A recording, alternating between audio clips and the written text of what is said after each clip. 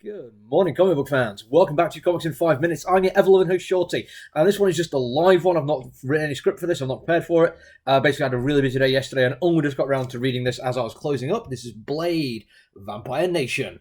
Mark Russell and Dave Wachter doing the creative work on this one.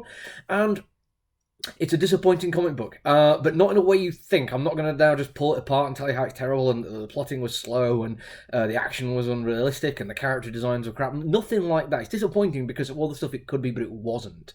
This is a one-shot comic book. Literally, beginning to end, everything you need is in here. I'm guessing maybe there's some like background stories to this involving Blade, but I honestly think this might be the first comic book I've ever read specifically about Blade. I'm fairly sure he's been in some stuff I've read, so I don't know if this whole idea of Vampire Nation in part of Russia near Chernobyl is like an ongoing story arc. It might be, it might not. I have no idea, so I'm going to pretend that it isn't. I'm going to pretend this is a cool thing I've just discovered. Yay, go me! I love comics. The main thing is, it's a brilliant idea. Love this concept. I think where it's set with the idea of radiation poisoning and the fact that it's got an awful lot of Russian architecture and even the like hangover of Russian politics, I think is like a really good thing to explore. I think the idea of Blade as a sheriff of sorts is a really solid idea. It gives you the option to do like quite cool procedural stuff with a lot of action in there as well, but you also then get the other characters populating this city. You've got ageless vampires, you've got contemporary power structures, international politics, you've got a very complicated and interesting idea of economics, where humans have like one very solid thing to trade, but it's in various ways they can do it. You can either just be hunted down for sport in a one-off kind of like bloodletting thing, or you can actually donate blood over a period of time, and you can do work that the vampires will done during the day when they can't do it. There's like all these kind of things. These interesting characters who would be vampires, who have been vampires for a very long time or quite new, depending on when they got turned in their age cycle, which is a really nice little bit of writing where there's like a vampire support group. You've then got the idea of the people who live around the area and how international politics is going to compare with it.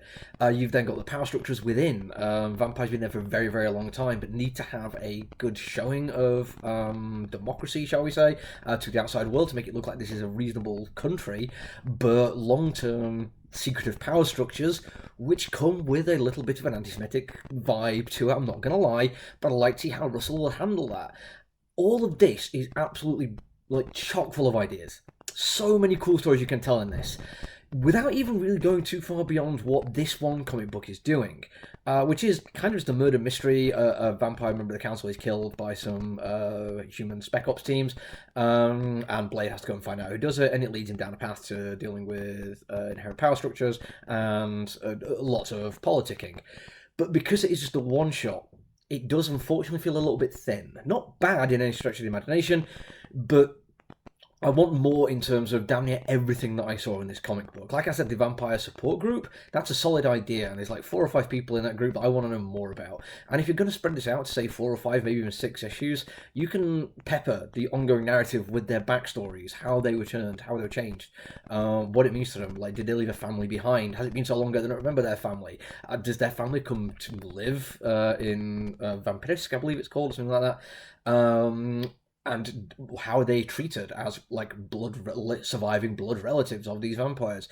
All of this just like I could write several issues of plot just on these 4 or 5 people, and then yeah, all the other stuff it's all there to be taken advantage of, and it feels like it's a waste. It also looks good. The artist I mentioned earlier, whose name I keep forgetting, Wachter, or Wachter. Actually has a really good eye for a whole bunch of stuff too. I don't think there's enough action to really get a sense that that's their strong suit, but the brutalist Russian architecture mixed with fairground attractions and roller coasters and all that kind of thing dotted around this kind of like playground for the workers does really add a sense of time and place to it. The very obvious propaganda and social control in advertisements and posters everywhere, and the fact that work is still being done to improve it. It looks fantastic. Character design is also really good. I mean, I keep going back to this support group, but each one of them feels like an individual, and it's really nice to see Blade just looking like Blade while walking down the street, and not looking weirdly out of place, even though it's like the long trench coat, the glasses, the body armor, the 2 swords. He still just looks like he belongs there, and he looks comfortable. All this is basically me saying it's a good comic book, and I think you should read it, But be prepared to just wonder why the hell this is a one-shot and why there wasn't more to it, because there really could have been and there should have been, but there isn't, and it's disappointing. That's it for me for now. I'm going to immediately go and start reading something else. I'll be ready for a much better review, sorry about the squeak, for tomorrow. But until then, look after each other, everyone. Stay safe. Bye!